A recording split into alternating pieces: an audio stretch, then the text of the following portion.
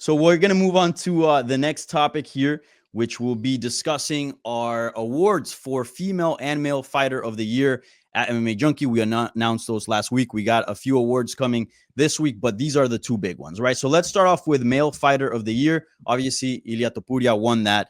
I remember not so long ago, I was saying if Ilia Topuria knocked out Max Holloway, he would undoubtedly become the male fighter of the year. And then the chat went crazy. I forgot who was panel with me in that episode, but people were talking shit. I know Dan Tom was there because he slightly backed me up. And then the hashtag went around, Danny be tripping. And look, we fast forward a few months. Ilia Topuria knocks out Max Holloway, and he is MMA Junkie's fighter of the year. Guys, are you guys surprised? I'm not surprised. I mean, it was a close vote. I think on our staff, it was 8-4 ultimately for Topuria. So that is, I guess, fairly lopsided in the end. But I mean, both guys had such a good case. I know there were some people out there being like, is this a co-fighter of the year type of thing? I feel like that's a bit of a cop-out. But I think, you know, all is fair here. We did a vote. Criteria was open to our interpretation. And, you know, we obviously have a lot of educated people on our staff. So for it to come out this way, I don't think you can say it's unjustified, but they both had unreal years. I think the only thing, like, I was hard on Alex Pereira there for a while and thinking it was going to be him just because what's being done is so unprecedented. Like, I'm looking at, and we'll talk, I know, a little bit more about like champions in 25 next coming up later in the show, but like, look at the schedule right now. How many people there do you feel like could even achieve 3 title defenses throughout the whole year? Like maybe Islam, maybe Merab, because they fight in the first couple weeks of January, but look at Pereira. His first title defense was in April and he got 3 in. So that it's just extremely rare what he did. But Topuria knocking out who he did and beating who he did was extremely rare too. So it's just, do you go with like the significance and weight of the title defenses or the names Topuria beat? It's a hard choice for sure, but I think rightful winner as well. Remind me, what were you guys picks for it? Can we even say, we can talk. I went Topuria. Yeah, I went with Topuria as well. Definitely can't take the victory like my guy Danny here. He definitely called that before anybody. But it's hard to disagree. I will say, though, that I think that Alex Pereira is the undeniable fighter of the year for the UFC perspective, because he really saved their company's ass, you know. So if we're looking at it from the UFC, then I think that it is Alex Pereira, because I'll kind of save this for later. Wasn't the strongest year even with Poatan. Imagine without, right? That being said, no argument here. Ilia Topuria for his accomplishments. Matt, did you go Topuria as well? No, I went with Pereira, but it was very close, right? Like, we're really kind of splitting hairs, almost like a co-situation, like Mike kind of touched on there. But I was also about to say what Dan just said as well. If there was an MVP of the UFC award, it was Alex for sure. Just to step up on short notice, just fight whoever they put in front of him and go out there and knock him out. It was Alex, man. And then he's got the whole aura going on right now. He seems untouchable. You know, he's got the badass entrance, you know, firing the arrow. He's just got everything going for him. It was a hell of a year for him for sure. But also, I mean, you look at Ilia, what he did. I mean, you knock out 2 GOATs in 1 year. You can't just brush that off. It's got to be a close conversation. I mean, we're just talking about one more win over a lower ranked guy that Alex has. But for me, that's what pushed it over the edge. I mean, it's hard to get 3 title wins in a year. So that's why I went with him. But again, it wasn't like an easy decision by any means. Man, hopefully Poatan is getting paid on some TKO stock as well, which is soaring, because that man saved that company, and I'm sure he was responsible for driving some of those dollars up. Now I want to focus in on Ilia Topuria, obviously, because he, you know, as I mentioned, he won MMA Junkie's 2024 Male Fighter of the Year. And Matt, you mentioned how, you know, he knocked out 2 GOATs in 1 year, and that's probably what made it for him, right? As far as like the award goes, I know it's just 1 title defense in, but is it fair to put already Topuria in the conversation for the greatest 45ers in history? It was always Jose Aldo, then it was Max Aldo, and then it took Volkanovski a while to get there. And it feels like for a while it's just been those 3. Are we ready to welcome a 4th? Is that a fair thing, even just with 1 title defense? I mean, he can be in the conversation, but he's not the guy yet. I mean, no, but I'm saying just being in the table. I'm not saying. Yeah, absolutely. His name's in the table. I mean, like you said, you knock out the 2 GOATs in 1 year. I mean, that automatically puts you in that conversation. It's just the longevity in that title reign that we need to see, right? if he's going to already jump to 155, then he may never grab that title, so to speak. So we just need to see him do a little bit more at 45 and kind of, rack up some defenses. But we seem to be in this place, in recent years where guys will get a title defense and they're ready to jump up, become the champ sort of thing, right? So those long title reigns, outside of light heavyweight, it doesn't look like we're going to get much of. So it's kind of an unfortunate, so to speak, because you want to see guys, at least I do, I want to see guys go for the title records and the title defense records and keep going and racking up these wins, even if some of them end up being a rematch against somebody that they beat on the way up. But it's just one of those things where we got to see where he goes from here. Right now, his name is on the table, but he's not there yet. Mike, where would you rank him if you had to do a greatest of all time ranking? I would maybe put him at 3, possibly. Okay. I think, or maybe 4. I don't know. It's close. It's just, he have 6-7 fights in the division in the UFC, because he did fight at lightweight one time in his UFC run. So it's like, that's just not enough. You could make the case he's maybe the best featherweight fighter ever, but is he like the greatest in terms of resume?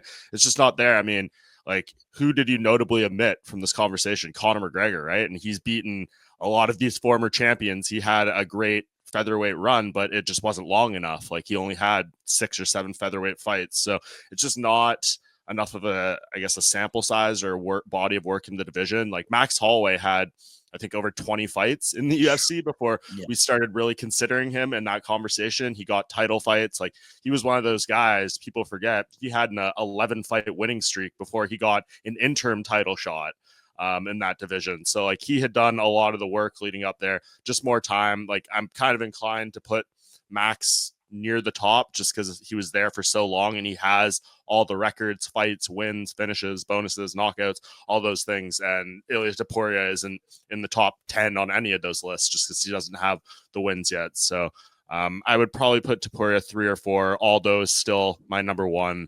Probably put Volk at 2, Max at 3, and then Ilia at 4. No, Dan, how do you feel about all this conversation? And what does he need to do to, like, is it just title defenses? I agree with those points, although I do feel like a hypocrite. I recently maybe I was just flowing, I do tend to get a bit, high on the alliteration, but I wrote up Aldo as a former featherweight GOAT. And I don't know if I feel like he's the former GOAT, because as you guys are breaking it down, I'm like, you know what? I think Max is right up there. I think Mike brings up great arguments, and I have Max up there as well. But yeah, gun to my head, I still got to go old school and say Aldo now that I think about it, guys. Yeah. I do think that Ilia Topuria has built himself a launch pad to become the greatest. There are some fighters that, for example, like, not to pick on Bilal Muhammad, but he gets there, wins the belt, looks amazing. But at 35, 36, like, I just don't think he has the launch pad to surpass a George St. Pierre. Like, and very difficult. But I feel like Ilia Topuria, being so young and getting those 2 victories already off the way over Volkanovski and Holloway, I do think that, call me crazy, but if he stays at 145, I do think he has it in him to be in the conversation of the greatest. Yeah, it'll be interesting. I talked about this a little bit with Daniel Cormier on my podcast last week. Just like, we were talking about who people had the biggest years, and I mentioned, Ilia Topuria is one of my top 5, and he didn't even have him as in his top 5 because he felt like the wins didn't really like resonate across like the sport as in terms of like outside of the hardcore fan base. But now we go into 25, and he got to beat the legends, and now he's gonna have to kind of be the A side in these fights, and we're going to see what he's able to do against, if he fights like guys like Brian Ortega and Diego Lopez and all those people where he has, I guess, more to lose in this scenario than gain. And that'll be interesting to see, I guess, how he proceeds through his reign when things are on more his shoulders as opposed to taking stuff off the plate of these legends of the division. Yeah, so now looking ahead, he's mentioned 155. I hate that. At least for now, I hate it. I think maybe in a few fights it could make sense. But are you guys with me, or is any of you guys interested in a 155 run next for him? No, I'm interested in a champion who just won his belt a few months ago, defending his title. Yeah. Yep. I mean, as sexy as Topuria versus Makhachev is from a fight analyst and fan perspective, I can't lie. It's sexy AF, right? But that being said, no, I agree. At the end, my vote goes to sticking to the division. build that legacy. Danny brought up a great point. This guy's got so much time on his hands. You know, you can't count on that in life, much less the sport. But he is sitting pretty, to Danny's point. So no rush here. No rush here.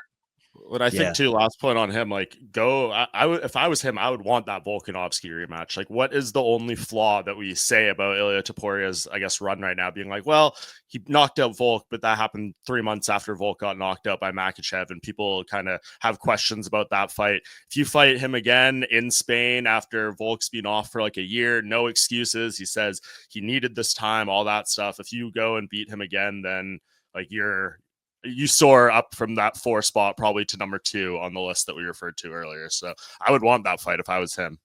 Yeah. Is that what you think should be next, Dan and Matt, Volkanovski rematch? Because I've been on record on this very show saying that I want to see a Diego Lopez fight, just because Diego Lopez is absolutely on fire right now. He saved, not to the extent of Poatan, but to some extent, he's sort of helped out the UFC in some situations.